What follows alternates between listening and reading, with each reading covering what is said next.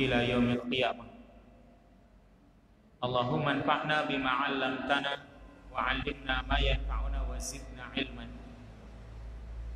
Subhanaka la 'ilma lana illa ma 'allamtana innaka antal 'alimul hakim. Ikhwani wa akhwati fid din, asanallahu jami'an. Bapak-bapak, ibu-ibu, hadirin, saudara-saudaraku rahimani wa rahmakumullah ajma'in, yang semoga senantiasa dirahmati oleh Allah. Alhamdulillah, tak lupa puji syukur kita ucapkan, kita panjatkan kepada Allah Azza wa Jalla, karena pada kesempatan malam hari ini kita bisa bermajlis kembali di majlis yang singkat ini. Semoga Allah senantiasa menambahkan untuk kita ilmu yang bermanfaat, serta Allah jadikan amal kita amal yang saleh. Pada kesempatan yang baik ini, insya Allah akan kita kaji permasalahan nasab dengan amal. Lebih bermanfaat manakah, nasab atau amalan kita? Yang namanya nasab itu maksudnya keturunan, yaitu garis keturunan kita. Misalnya si fulan bin fulan bin fulan, itu namanya nasab, yang terus sampai ke atas sana. Kadang banyak orang menghafalnya sampai kepada siapa misalnya. Cuma kalau di masyarakat kita, yang namanya nasab itu kadang nggak diperhatikan. Kadang cuma kita itu misalnya bin siapa, ayah kita siapa, kakek kita siapa, kemudian buyut kita siapa, lalu sampai canggah, itu kadang sudah mentok. Sampai ke atasnya lagi wareng, gudeg-gudeg, gantung simur, petarangan bubrak, itu kadang nggak tahu siapa namanya, kan gitu. Jadi kalau kita disuruh menyebutkan, misalnya saya bin siapa, bin siapa, bin siapa, itu kan paling-paling cuma sampai buyut sudah. Karena saya sendiri tanya sama kakek saya, ya, waktu itu masih hidup, sama mbah saya tanya, "Mbah, nama bapak jenengan itu siapa?" Dia sebutkan namanya si fulan.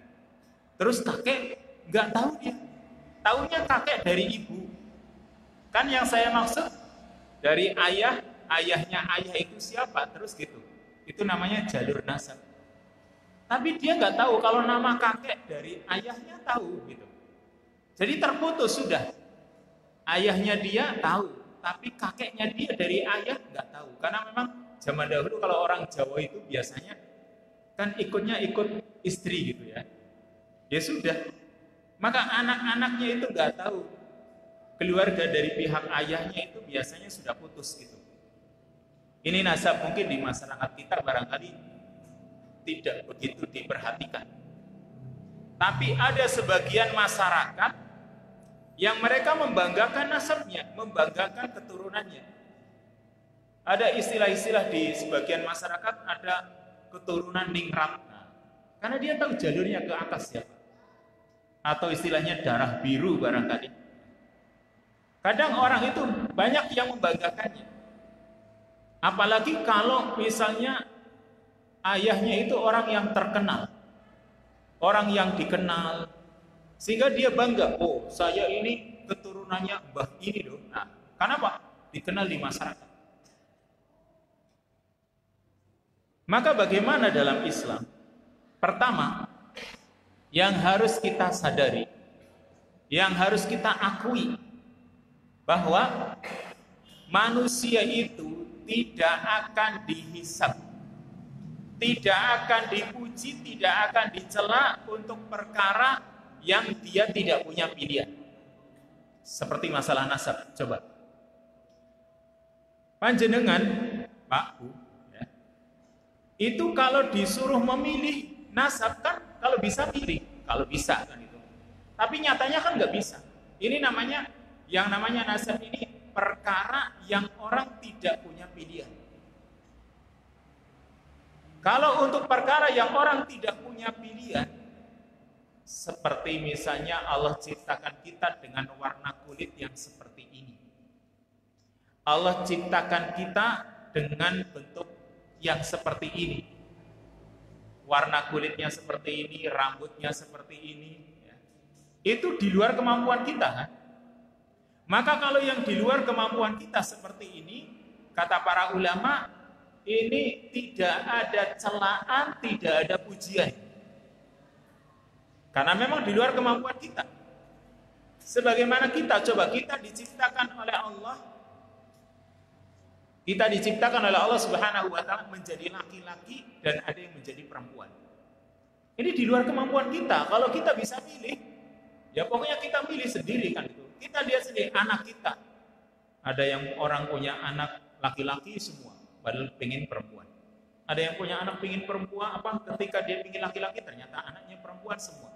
Itu sekali lagi yang seperti itu di luar ikhtiar manusia dan manusia tidak dipuji, tidak dicela karenanya.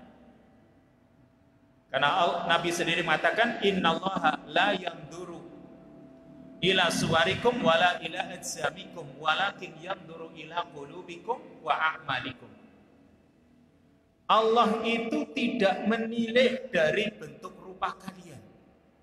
Jadi kalau urusan bentuk rupa itu enggak dinilai oleh Allah. Tapi walakin yanzuru ila qulubikum wa a'malikum. Akan tapi yang dia lihat, yang dia nilai adalah hati dan juga amalan.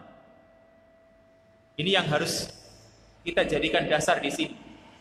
Yang akan dinilai oleh Allah Subhanahu wa taala itu bukan nasab kita. Bukan bentuk rupa kita. Tetapi yang akan dinilai itu amalan kita. Ini yang harus jadi dasar dulu. Meskipun kadang kalau orang punya nasab yang mulia, itu dia akan menjadi mulia. Itu nikmat dari Allah.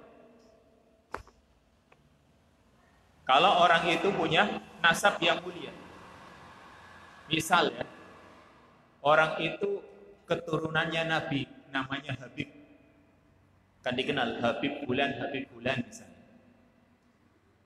Atau katakanlah dia panggilannya Gus Bulan. Itu berarti keturunan orang baik karena dia anak kiai sehingga dia dipanggil Gus. Maka dalam hal ini ya, untuk menganggap itu sebagai ukuran standar nggak bisa. Kecuali kalau itu disertai dengan kesolehan. Ya. Kalau misalnya dia katakanlah panggilannya Gus tapi bukan orang yang soleh, maka nggak baik. Tapi kalau dia sudah Gus, kemudian dia juga orang soleh, udah bertambah nikmat untuknya. Karena dia sudah di dunia punya nasab yang baik, ditambah dia juga orang yang soleh. Meskipun kadang ada hukum-hukum khusus kalau dia itu anaknya masih keturunannya Nabi. Ya. Kalau orang itu masih punya keturunan, punya nasab dengan Nabi, dan mereka menghafal. Orang-orang yang punya nasab nyambung dengan Nabi, mereka juga kadang punya nasab itu dihafal oleh mereka. Kadang punya hukum yang khusus, yaitu seperti adanya khalifah, kekhalifahan kaum muslimin, yaitu yang menjadi pemimpin seluruh kaum muslimin, itu diutamakan dari keturunannya Nabi. Makanya nanti munculnya Imam Mahdi. Imam Mahdi itu siapa? Imam yang akan menyatukan semua kaum muslimin. Kalau sekarang di negara manapun mereka sendiri-sendiri terpecah. Tapi nanti akan ada seorang pemimpin yang menyatukan seluruh kaum muslimin. Dari siapa keturunannya? Dari Nabi Sallallahu Alaihi Wasallam. Namanya sama seperti nama Nabi. Ayahnya juga sama namanya seperti ayah Nabi, Muhammad bin Abdullah. Ini khalifah dari keturunan Nabi. Kemudian juga urusan sedekah misalnya. Keturunan Nabi itu nggak boleh menerima sedekah. Kenapa? Karena sedekah itu berarti orang mengeluarkan kotorannya kan gitu. Dan ini sudah kita terangkan pada pertemuan sebelumnya. Maka keluarga Nabi itu nggak pantas memakan sedekah. Ini maksudnya kekhususan mereka ya. Kekhususan bagi Nabi dan keluarganya. Maka sekali lagi, kalau orang itu punya nasab bersambung dengan Nabi, ditambah dia itu saleh, maka dia sudah punya derajat yang bagus, yaitu karena nasabnya bagus. Ditambah dia orang yang saleh, udah dari segi dunia akhirat semoga dia dapatkan. Tapi kalau sekarang tadi sebaliknya, orang itu punya nasab yang baik, nasabnya tak iya, dia itu Habib misalnya. Tapi mungkin saja Habib tapi dia bukan orang yang saleh, kan bisa saja. Jadi nggak semua keturunannya Nabi SAW yang dipanggil Habib itu belum tentu orang yang saleh, meskipun ya semoga mereka itu semua adalah orang-orang yang baik. Karena di sini keturunan itu tidak menjadi standar ukuran, tetapi yang akan menjadi standar ukuran dinilai oleh Allah Subhanahu wa taala yaitu dari sisi amalan. Kita lihat Nabi SAW itu telah menyatakan bahwa orang itu akan dihisab berdasarkan amalannya, bukan berdasarkan nasabnya. Sehingga Nabi jelaskan dengan beragam cara, baik dengan ucapan beliau atau perbuatan beliau, atau beliau itu menerangkan kepada semua masyarakat bagaimana prakteknya Nabi SAW, bahwasanya nggak mesti nasab yang baik itu nggak mesti baik orangnya, dan nggak mesti orang yang nasabnya jelek nggak mesti dia itu nggak punya kedudukan. Mungkin saja dia punya kedudukan. Maka Nabi SAW ingin menanamkan hal ini dalam diri kita, umatnya. Bagaimana cara Nabi SAW menerangkan? Yang pertama, Nabi SAW pertama ketika turun ayat kepada beliau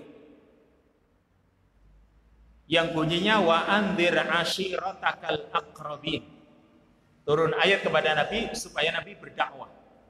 Wa anzir ashiratakal aqrabin, dan berikanlah peringatan kepada keluargamu yang dekat. Ini ayat turun kepada Nabi yang memerintahkan kepada Nabi supaya berdakwah. Apa yang dilakukan oleh Nabi SAW? Maka beliau kumpulkan orang-orang Quraisy di tempat di mana mereka biasa berkumpul untuk mendapatkan pengumuman-pengumuman. Beliau kumpulkan mereka. Beliau berdiri di tempat yang tinggi, lalu beliau menyampaikan kepada mereka. Apa yang beliau sampaikan? Beliau sampaikan perkara yang juga berkaitan dengan nasab. Nasab itu sekalipun baik, kalau tidak soleh nggak manfaat. Apa kata Nabi SAW? Ya ma'syara Quraisy, ishtaru anfusakum, kata Nabi. Wahai orang-orang Quraisy, jaga diri kalian. Ishtaru anfusakum minallah, jaga diri kalian dari siksa Allah. Kenapa? La ughni ankum minallahi syai'an. Karena aku tidak bisa memberikan manfaat kepada kalian dari siksa Allah sedikit pun.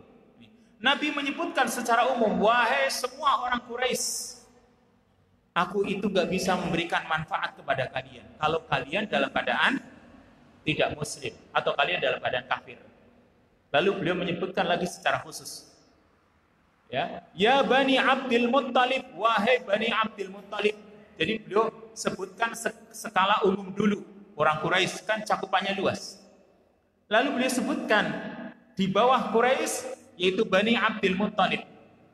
Wahai Bani Abdul Muttalib, ishtaru anfusakum, la ughni ankum minallahi syai'an. Aku tidak bisa memberikan manfaat kepada kalian dari siksa Allah sedikit pun. Ini Bani Abdul Muttalib. Lalu beliau menyebutkan salah satu dari keturunan Abdul Muttalib, yaitu paman beliau Abbas. Ya Abbas ibn Abdul Muttalib, wahai Abbas anaknya Abdul Muttalib, la ughni anka minallahi syai'an. Aku nggak bisa memberikan manfaat kepadamu dari siksa Allah sedikit pun kalau kamu dalam keadaan kafir, kalau kamu tidak masuk Islam.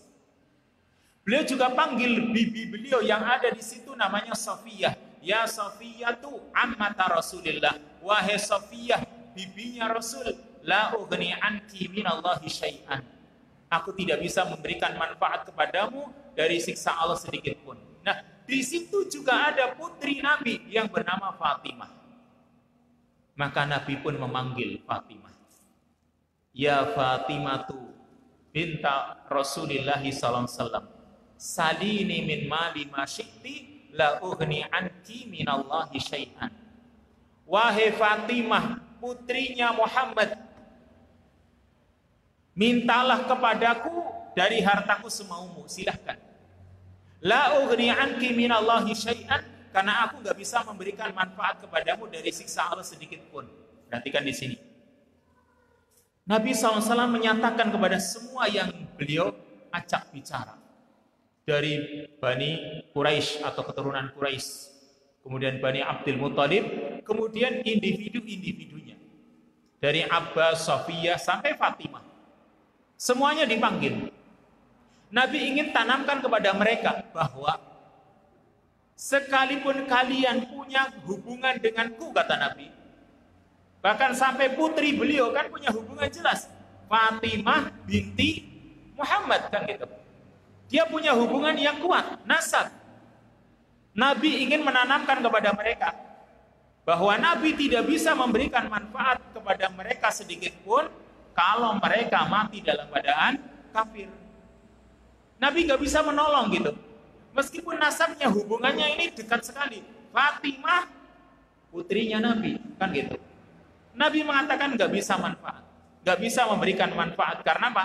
Sekalipun nasabmu mulia, yaitu Fatimah putrinya Nabi Muhammad SAW, juga kalau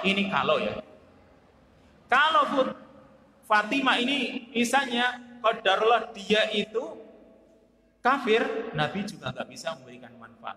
Ini maksudnya Nabi sedang menanamkan ke dalam diri kita, umatnya, keyakinan bahwa yang namanya nasab, kalau tidak disertai dengan amal, kalau tidak disertai dengan keimanan, itu nggak ada manfaatnya. Di satu sisi. Kemudian, ini satu contoh. Ya. Contoh yang kedua. Nabi SAW juga berusaha menanamkan yang namanya nasab, sekalipun barangkali orang memandang rendah, memandang hina, tapi kalau dia memiliki keimanan, memiliki amalan, dia bisa mulia.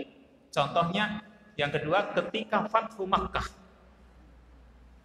ketika Nabi SAW menguasai kota Mekkah, maka siapa yang naik ke Ka'bah untuk mengumandangkan adzan? Kan Mekkah dikuasai oleh Rasul, sudah. Semua yang masuk Islam, mereka tetap berada di Mekkah. Yang tidak mau masuk Islam, mereka keluar, melarikan diri. Lalu karena Mekkah sudah dikuasai oleh Nabi SAW, berarti perlu dikumandangkan adzan. Nah, siapa yang naik ke Ka'bah untuk mengumandangkan adzan? Sahabat Bilal.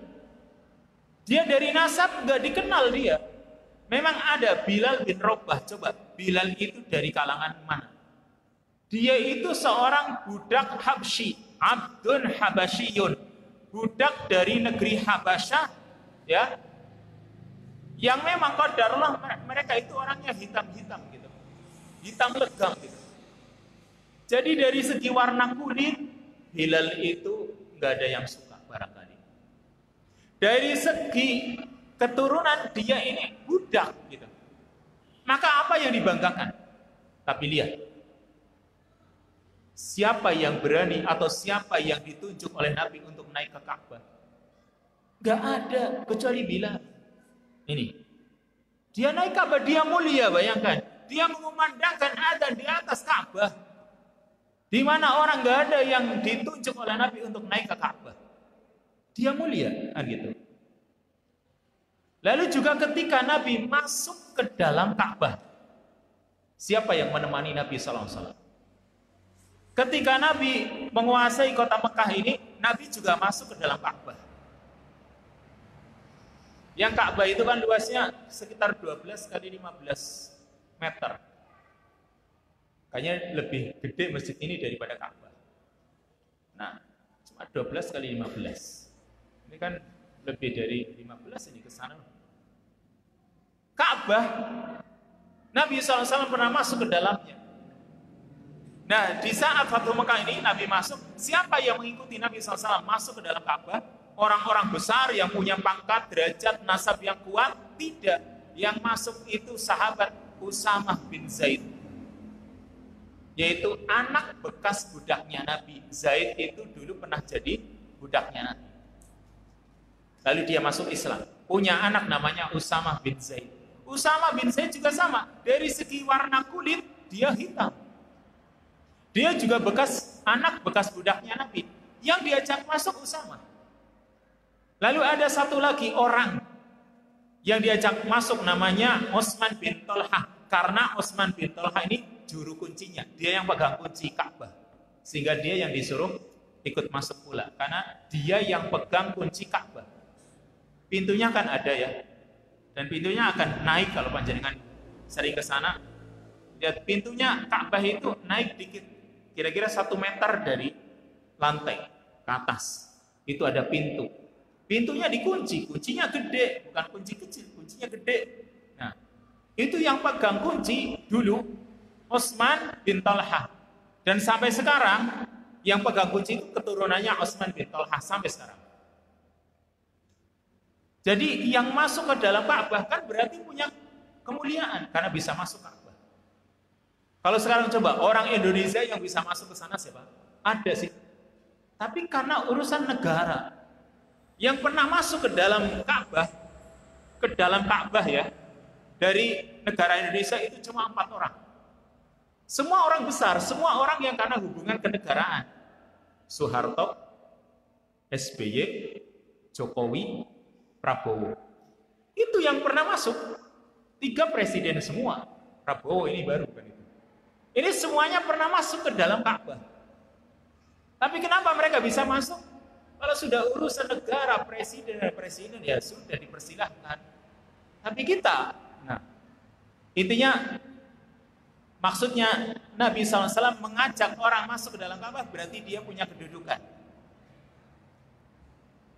Dan tentunya orang yang diajak oleh Nabi SAW untuk masuk, dia bukan dari kalangan bangsawan. Bukan nasabnya nasab yang tinggi, tidak. Mereka orang yang tidak punya nasab bahkan. Kenapa? Dari kalangan budak. Sehingga Nabi SAW ingin menanamkan kepada umat di sini. Beliau ajak masuk ke dalam Ka'bah, orang biasa, gak punya nasab. Yang beliau suruh untuk naik ke Ka'bah mengumandangkan adzan, dia juga nasabnya gak baik. Tapi karena dia punya amalan, dia seorang muadzin, sehingga mulia dalam Islam. Maka ini namanya Nabi sedang ingin menanamkan kepada kita bahwa dalam hal penilaian itu yang dinilai untuk menilai manusia itu karena ketakwaannya. Contoh satu lagi, yang ketiga, yaitu ini juga pemandangan peristiwa yang disaksikan oleh umat waktu itu dalam jumlah yang banyak, yaitu ketika haji.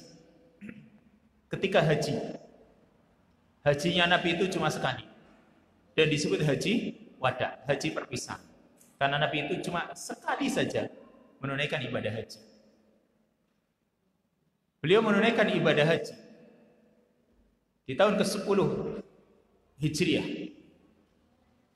Ketika beliau menunaikan ibadah haji, maka ketika selesai dari Arafah mau bertolak ke Musdalifah, karena kan tanggal 9 mereka semua berada di Arafah, ingin bertolak dari Arafah menuju Musdalifah atau menuju Mina. Mampir dulu di Musdalifah lalu menuju Mina kan. Orang-orang itu menanti karena Nabi ketika bertolak dari Arafah menggunakan kendaraan unta. Orang-orang menanti, ini siapa yang akan menemani Nabi SAW di unta beliau? Siapa yang akan dibonceng oleh Nabi? Orang pada menanti. Ternyata yang dibonceng oleh Nabi juga sahabat Usamah bin Zaid ini. Bukan dari kalangan bangsawan, bukan orang yang nasabnya tinggi. Yang diajak, yang dibonceng oleh Nabi SAW adalah Usamah bin Zaid. Padahal orang-orang itu sudah menanti. Ini kira-kira siapa ini? Orang besar siapa yang akan diajak oleh Nabi SAW untuk menaiki unta beliau? Ternyata Usamah bin Zaid. Lagi-lagi bekas budaknya Nabi SAW. Maka dalam hal ini Nabi pun menanamkan ketika dalam khutbah Haji Wada. Nabi SAW ingin menanamkan kepada kita bahwa kalau orang itu masih membanggakan nasab, ya, dumeh nasabnya dia itu nasab yang bagus misalnya, dia banggakan tapi dia nggak punya amalan. Ini yang tidak bagus dalam Islam. Karena kalau cuma sekedar membanggakan nasab, itu adalah termasuk perkara jahiliyah. Kata Nabi SAW, arba'un fi ummati min amril jahiliyati la yatrukunahunna. Ada 4 perkara di antara perkara-perkara jahiliyah di kalangan umatku yang mereka tidak mau meninggalkannya. Jadi ada 4 perkara yang itu termasuk umurul jahiliyah. Termasuk perkara-perkara jahiliyah yang harusnya ditinggalkan, tapi banyak umatku yang tidak mau meninggalkan. Apa itu? Pertama, al-fakhru bil ahsab, membanggakan kedudukan. Dia bangga dengan kedudukannya, dengan jabatannya, dengan pangkat derajatnya, atau juga dengan hartanya. Ini pertama. Wa ta'nu fin nasab, yang kedua mencela nasab. Ini juga termasuk perkara jahiliyah ketika ada orang lain yang mungkin dia dari kalangan atau dari keturunan orang yang tidak baik, lalu dicela. Oh, kowe anaknya wong ireng, nah misalnya. Itu namanya mencela nasab. Ini termasuk jahiliyah. Lalu wan niyahah, meratapi mayit. Lalu yang keempat yaitu menyandarkan turunnya hujan pada bintang. Menganggap munculnya bintang itu menjadi tanda akan turunnya hujan. Itu juga termasuk perkara jahiliyah.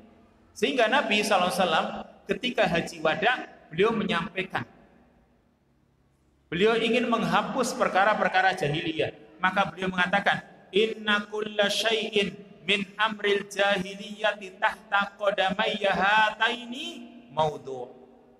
Sesungguhnya segala sesuatu di antara perkara-perkara jahiliyah itu dibatalkan di bawah kedua kakiku ini. Jadi semua perkara jahiliyah itu dibatalkan, kata Nabi SAW. Yang berarti kalau orang masih membanggakan nasabnya, itu nggak pantas. Kenapa? Itu berarti model jahiliyah yang diikuti. Sampai Nabi SAW masih menekankan pula di khutbah Haji Wada'nya beliau. Beliau mengatakan, ala inna rabbakum wahid wa inna abakum wahid la fadla li arabiyyin ala a'jamiyyin wala li ajamiyyin ala arabiyyin wala li ahmar ala aswad wala li aswad ala ahmar illa bit taqwa. Kata Nabi SAW, ketahuilah sesungguhnya Rabb kalian, Tuhan kalian itu satu. Dan sesungguhnya nenek moyang kalian juga satu. Kan gitu ya. Kita itu semua berasal dari Nabi Adam. Bahkan kita semua juga berasal dari Nabi Nuh. Ini pernah kita terangkan, Nabi Nuh alaihi salam itu disebut Adam al-Asghar. Adam kecil. Kenapa? Betul, semua keturunan, semua manusia berasal dari Nabi Adam. Tapi juga semua manusia yang ada di bumi ini berasal dari Nabi Nuh. Kenapa? Karena ketika banjir menggenangi seluruh bumi ini, semua manusia mati kecuali yang ada di kapal. Dan yang ada di kapal itu semua adalah keturunan Nabi Nuh. Sehingga ketika mereka selamat, keturunan Nabi Nuh ini yang berbencana. Sehingga semua manusia adalah berasal dari keturunannya Nabi Nuh. Nah, intinya kata Nabi, sungguh bapak kalian, nenek moyang kalian itu satu. Lalu beliau melanjutkan, tidak ada keutamaan, tidak ada keistimewaan bagi orang Arab dibanding orang asing atau non-Arab. Perhatikan ini, orang Arab dengan non-Arab itu sama. Gak ada keistimewaannya. Kita saja yang kadang-kadang merasa kalau mereka datang itu kayak malaikat. Sama. Mereka itu manusia biasa. Tidak ada keistimewaan bagi orang Arab dibanding orang non-Arab. Sebaliknya, tidak ada keistimewaan bagi orang non-Arab dibanding orang Arab. Wala li ahmar ala aswad, tidak ada pula keistimewaan bagi orang yang berkulit merah atau berkulit putih, putih kemerahan, dengan orang yang berkulit hitam. Sebaliknya juga sama, tidak ada keistimewaan bagi orang yang berkulit hitam dibanding orang yang berkulit merah. Illa bit taqwa, kata Nabi, kecuali dengan ketakwaan. Berarti yang membedakan kita itu bukan bentuk rupa kita, bukan kulit kita, bukan keturunan kita, tapi ketakwaan. Makanya Allah mengatakan dalam surat Al-Hujurat, ya ayuhan nasu inna khalaqnakum min dzakari wa unsa wa ja'alnakum syu'uban wa qabaila lita'arafu inna akramakum indallahi atqakum. Ini dalam surat Al-Hujurat. Ya ayuhan nas, hai manusia, inna khalaqnakum min dzakari wa unsa. Sesungguhnya kami jadikan kalian, kami ciptakan kalian terdiri dari laki-laki dan perempuan. Wa ja'alnakum syu'uban, dan kami jadikan kalian bersuku-suku dan berbangsa-bangsa. Ya, atau berbangsa-bangsa dan bersuku-suku. Kenapa? Lita'arafu, kata Allah, supaya kalian saling kenal mengenal. Berarti di sini Allah ciptakan kita dengan suku yang berbeda, negara yang berbeda, ras yang berbeda. Kata Allah supaya saling kenal mengenal. Jadi bukan saling membanggakan satu sama lain. Ini saya kulit putih, kamu kulit hitam. Saya nggak mau. Ini namanya jahiliyah. Karena tujuannya lita'arafu, kata Allah, supaya kalian itu saling kenal mengenal. Dan kalau sudah saling kenal mengenal, tumbuh kecintaan, kan gitu. Karena kecintaan dipupuk dari apa? Saling kenal. Makanya kalau panjenengan itu misalnya pergi haji lah ya, di mana dari berbagai negara kumpul, kalian bisa menjumpai orang-orang Eropa, orang-orang Jazirah Arab, orang-orang dari negeri Syam istilahnya, dari Asia Timur, dari Afrika, dari Amerika, mereka semuanya kumpul. Sehingga kita bisa mengenal, oh Anda dari mana? Dari Afrika misalnya. Maka kita bisa kenal, tapi mereka itu saudara kita. Sehingga karena kenal, saling ada rasa cinta. Jadi bukan saling membanggakan dengan keturunan. Lalu Allah memberikan standar, inna akramakum indallahi atqakum. Sesungguhnya yang paling mulia di antara kalian di sisi Allah yaitu yang paling bertakwa. Makanya ada hadis yang perlu kita renungi dalam hal ini, dan ini yang sebenarnya menjadi pokok pembahasan kita, yaitu Nabi SAW mengatakan, man batta'a bihi amaluhu lam yusri' bihi nasabuhu. Orang yang diperlambat oleh amalnya, maka nasabnya tidak akan mempercepat dirinya. Maksudnya gimana? Saya ulangi, man batta'a bihi amaluhu lam yusri' bihi nasabuhu. Orang yang diperlambat oleh amalnya, maksudnya dianya itu nggak mau beramal, nggak mau dia berusaha untuk beramal.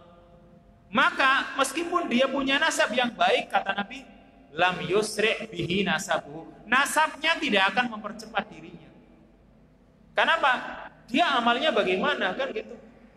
Sekalipun dia panggilannya Gus, panggilannya Habib, atau mungkin dia dari keturunan bangsawan ningrat, ya, dia itu barangkali dipanggil nganten atau mungkin yang lain.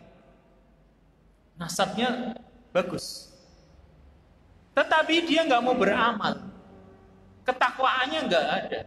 Amal solehnya nggak ada. Maka nasab itu nggak manfaat. Lam yusri' bihi nasabuhu. Ini kata Nabi SAW. Maka sekarang kita ambil contoh yang lain sebaliknya. Yaitu orang yang nasabnya baik, tapi karena dia bukan orang muslim, Contohnya pertama paman Nabi yang namanya Abu Lahab. Abu Lahab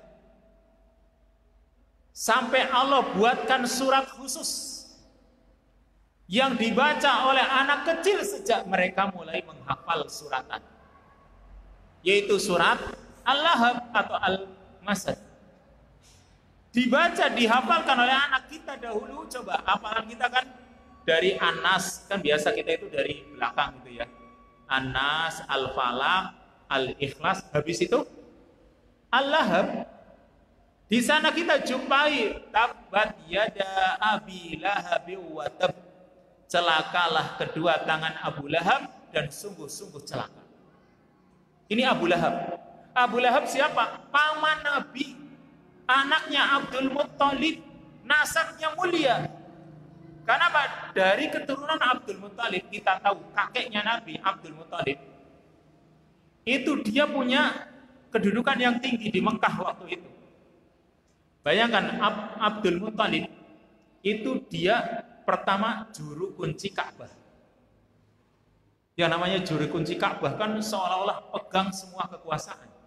Juru kunci Ka'bah. Sekarang kalau di kita kan yang namanya juru kunci ya juru kunci kuburan misalnya kan ya. Kan orang mau ngapa-ngapain di kuburan itu mesti izin dulu. Jadi Pak Kunci di, nah, kan gitu. Kenapa? Dia yang menguasai kan gitu. Sekarang kalau kakeknya Nabi Abdul Muthalib dia juru kunci Ka'bah. Berganti perkara-perkara apapun yang berkaitan dengan Ka'bah itu dia yang berkuasa. Dia juga yang memberikan minum kepada semua jamaah haji atau yang disebut dengan siqayah. Dia juga yang memberikan makanan-makanan kepada jamaah haji atau yang disebut dengan rifadah.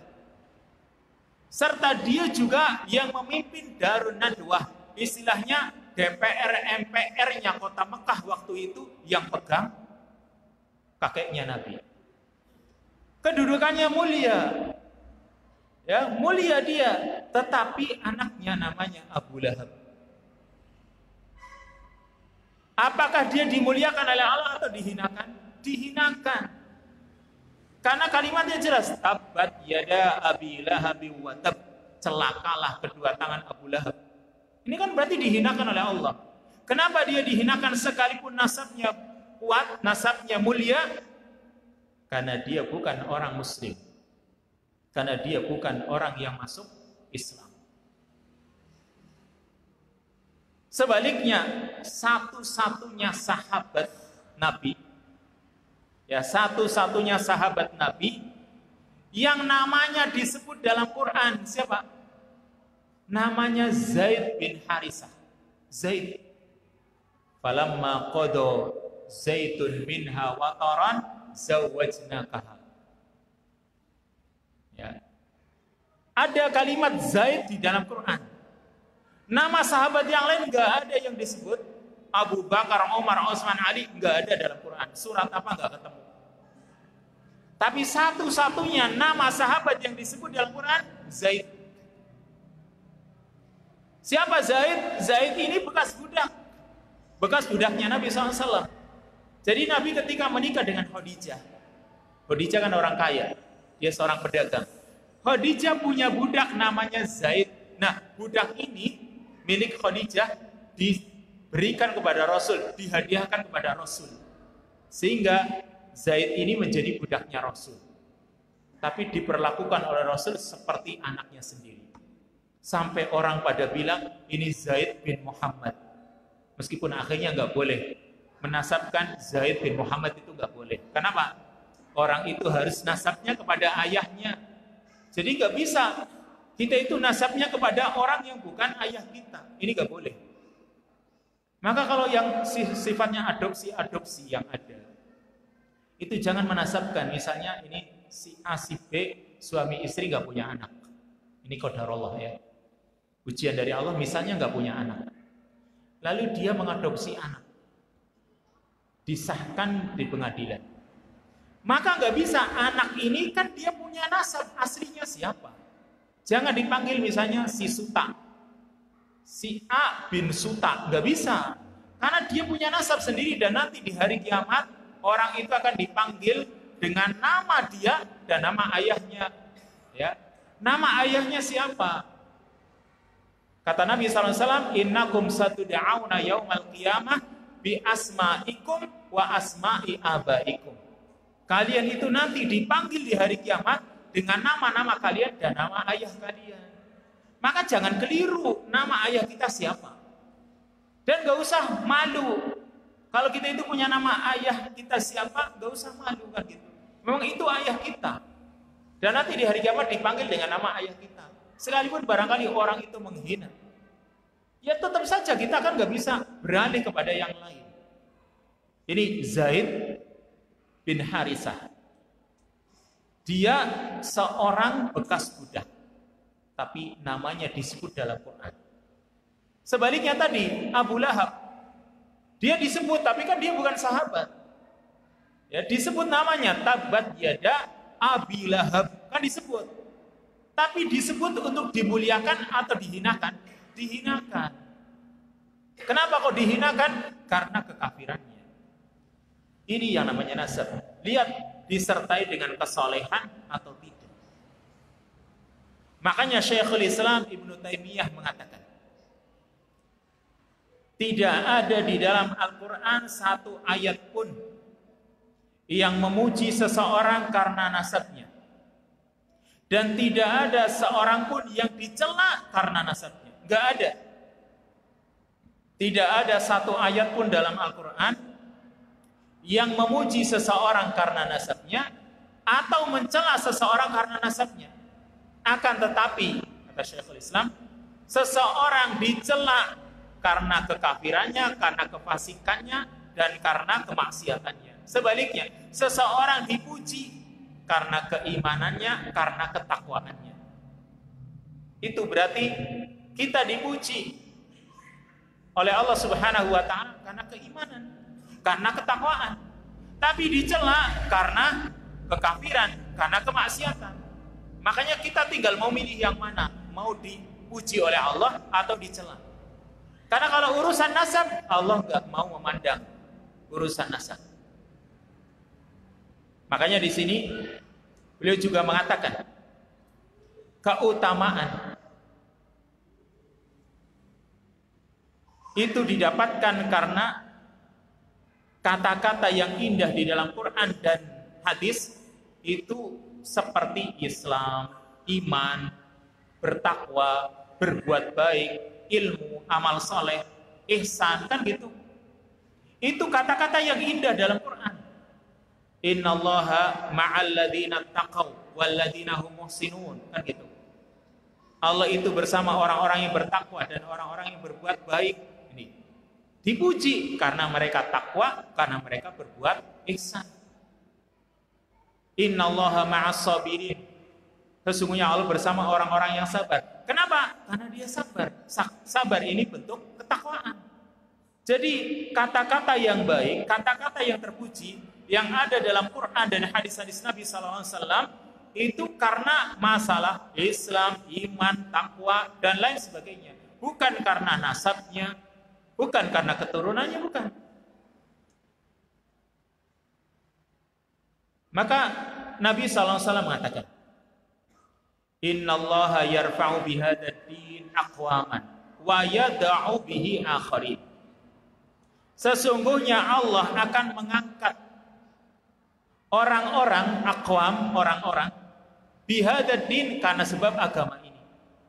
Wa yada'u bihi akharin, dan Allah akan merendahkan, Allah akan menghinakan juga karena sebab agama orang lain. Artinya ada orang-orang yang karena agama ini Allah muliakan, dan ada orang-orang yang karena agama ini Allah rendahkan. Tergantung bagaimana dia bersikap dengan agama ini. Maka ada sebuah kisah yang menunjukkan bahwasanya nasab itu ternyata mereka bisa menjadi pemimpin umat. Ada kisah yang diceritakan oleh Imam Az-Zuhri. Imam Az-Zuhri ini gurunya Imam Malik. Imam Az-Zuhri pernah dia itu datang menemui Khalifah Abdul Malik bin Marwan, Khalifah dari Bani Umayyah. Istilahnya khalifah waktu itu, penguasa pemimpin umat waktu itu setelah Khulafaur Rasyidin kan dipegang oleh Bani Umayyah atau Al-Umawi. Salah satu pemimpinnya namanya Abdul Malik bin Marwan. Imam Az-Zuhri dia datang menemui Abdul Malik bin Marwan. Maka Abdul Malik bin Marwan bertanya, "Wahai Imam Az-Zuhri, kamu dari mana? Atau kemana saja kemarin-kemarin?" Maka Imam Az-Zuhri mengatakan, "Aku dari berkeliling ke negeri-negeri yang ada." Dari mana? Pertama, aku dari Mekah. Aku dari Mekah. Lalu Abdul Malik bin Marwan bertanya, "Kamu ketika dari Mekah, yang memimpin kota Mekah itu siapa?" Ya, yang memimpin kota Mekah itu siapa? Kata Imam Az-Zuhri, beliau menjawab, yang menjadi pemimpin kota Mekah waktu itu namanya Atha bin Abi Rabbah. Namanya Atha bin Abi Rabbah. Maka Abdul Malik bin Marwan bertanya lagi, "Atha itu siapa? Dia itu dari kalangan bangsawan atau dari bekas budak?" Kata Imam Az-Zuhri, "Atha itu dari kalangan bekas budak." Bayangkan ya. Pemimpin kota Mekah waktu itu namanya Atha, dia bukan dari kalangan elit, tapi dia dari kalangan bekas budak. Maka kata Abdul Malik bin Marwan, ya, bertanya lagi, "Bima yasuduhum?" Dengan cara apa kok dia bisa menjadi pemimpin? Kata Imam Az-Zuhri, karena sebab agama yang dimilikinya dan ilmu yang dia punya. Karena dia punya agama dan punya ilmu, maka dia pun bisa memimpin kota Mekah. Lalu ditanya lagi, "Lalu kamu dari mana lagi?" "Dari Yaman." Tadi pertama dari Mekah. "Saya juga dari Yaman." Lalu Abdul Malik bertanya, "Yaman itu yang memimpin siapa?" Kata Imam Az-Zuhri, yang memimpin kota Yaman namanya Tawus bin Kaisan. Namanya Tawus bin Kisan atau Kaisan. Ya. Tawus bin Kisan. Tawus bin Kisan ini siapa dia? Dari kalangan bekas budak atau kalangan bangsawan? Kata Imam Az-Zuhri, Tawus bin Kisan ini dari kalangan bekas budak. Luar biasa. Dan dia pun sama, memimpin kota Yaman, memimpin negeri Yaman karena agama dan ilmunya. Lalu dari mana lagi? Dari Mesir. Siapa yang memimpin kota Mesir? Namanya Yazid bin Abi Hubayb. Yazid bin Abi Hubayb ini dari kalangan mana? Dari kalangan budak juga. Lalu dari mana lagi? Dari Syam. Siapa yang memimpin kota Syam? Namanya Makhul. Makhul itu dari kalangan mana? Dari kalangan bekas budak. Bukan dari kalangan bangsawan. Lalu dari Jazirah juga. Siapa yang memimpin Jazirah? Yang memimpin Jazirah namanya Maimun bin Mahran. Maimun bin Mahran ini dari kalangan mana? Dari kalangan bekas budak. Dan terus sampai negeri Khurasan, sampai negeri Basrah, sampai negeri Kufah, semuanya waktu itu yang menjadi pemimpin dari bekas budak, bukan dari kalangan bangsawan. Mengapa mereka bisa menjadi pemimpin tadi? Kuncinya dua, karena punya agama dan punya ilmu. Itu zaman dahulu. Para pemimpin itu karena dari segi agamanya kuat, dari segi ilmunya juga banyak. Kalau zaman sekarang segi ininya kan gitu. Mengapa dia menjadi pemimpin? Cukai kuat. Nah, itu yang repotnya. Kalau sudah seperti itu urusannya, ya rusaklah dunia ini. Zaman dahulu, zaman kekhalifahan para sahabat, para tabi'in, yang memimpin itu orang-orang yang baik, punya agama, punya ilmu. Tapi kita kadang-kadang kalau misalnya orang itu sudah diberitahukan, ya, pokoknya kalau memilih pemimpin itu pemimpin yang jangan mengobrol janji, jangan tergiur dengan uang. Masyarakat kita pahami. Mereka itu diberi cuk sedikit sudah berubah pikiran. Kenapa? Ini urusan dunia. Mereka lebih dahulukan gitu. Kalau yang berpikir urusan akhirat lain. Lihat saja tadi pemimpin-pemimpin di masa dahulu yang memimpin negeri-negeri itu adalah mereka para ulama, orang-orang yang punya agama dan ilmu. Ini. Makanya sampai Al-Imam Az-Zuhri dikatakan, atau Imam Az-Zuhri mengatakan, ya Amirul Mukminin, huwa amrullahi wa dinuhu, man hafidahu sada wa man doya'ahu saqat, kata Imam Az-Zuhri kepada Abdul Malik bin Marwan. Wahai Amirul Mukminin, itu merupakan urusan Allah. Ya, itu sudah menjadi ketetapan Allah. Dan juga urusan agamanya. Man hafidahu sada, siapa yang menjaga agamanya, dia akan memimpin. Wa man doya'ahu saqat. Sebaliknya, barang siapa yang menyia-nyiakan agamanya, maka dia akan jatuh. Ini kata Imam Az-Zuhri. Dan banyak sekali contoh-contoh yang lain. Ya. Ada satu contoh lagi yang diriwayatkan oleh Umar bin Khattab radhiyallahu anhu. Beliau pernah mengatakan, fa wallahi la in ja'atil a'ajim bil a'mal wa ji'na bi ghairi amal fahum aula bi Muhammadin minna yaumal qiyamah. Kata Umar bin Khattab, demi Allah, sungguh jika orang-orang asing, orang-orang non-Arab, mereka datang membawa amalan, sedangkan kita datang menghadap Allah, itu tidak membawa amalan, fahum aula bi Muhammadin minna yaumal qiyamah. Maka mereka lebih berhak untuk menjadi pengikut Muhammad atau untuk bisa menemani Nabi Muhammad SAW dibanding kita di hari kiamat. Kan kalau orang Arab, Nabi berasal dari mana? Dari Arab. Tapi kalau dia nggak punya amalan, ya sudah, di hari kiamat itu jangan berharap bisa menemani Nabi Muhammad SAW. Tapi beda kalau orang itu sekalipun dari non-Arab, seperti kita lah ya. Asal kita itu punya amalan, mengikuti sunnah-sunnah beliau, itu kita yang berhak pantas untuk menemani Nabi SAW. Di mana? Di surganya Allah Subhanahu wa Ta'ala. Ini yang namanya nasab. Nasab itu sebenarnya bisa bermanfaat, tapi di dunia, dan itu pun hanya sekedar nama baik. Kalau diimbangi dengan amalan, dia akan menjadi semakin kuat. Tapi kalau tidak, sebaliknya, nasab tapi amalannya tidak baik, gak ada manfaatnya, justru akan tercela sebagaimana tadi Abu Lahab. Makanya ada pepatah mengatakan, laisal fata man yaqulu kana abi, walakinnal fata man yaqulu ha anada. Yang namanya pemuda itu bukan orang yang mengatakan ini loh ayahku, bukan. Walakinnal fata man yaquluha anada. Akan tapi yang namanya pemuda yang mengatakan ini loh saya. Ini saya punya karya, ini saya punya amalan gitu. Bukan, tapi kan bapak saya dia gini-gini.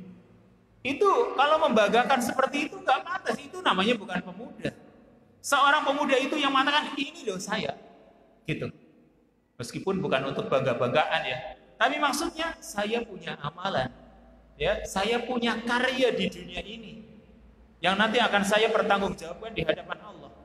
Itu baru pemuda. Ya, yang kuat, yang bagus. Kalau dia cuma, tapi kan ayah saya gini-gini.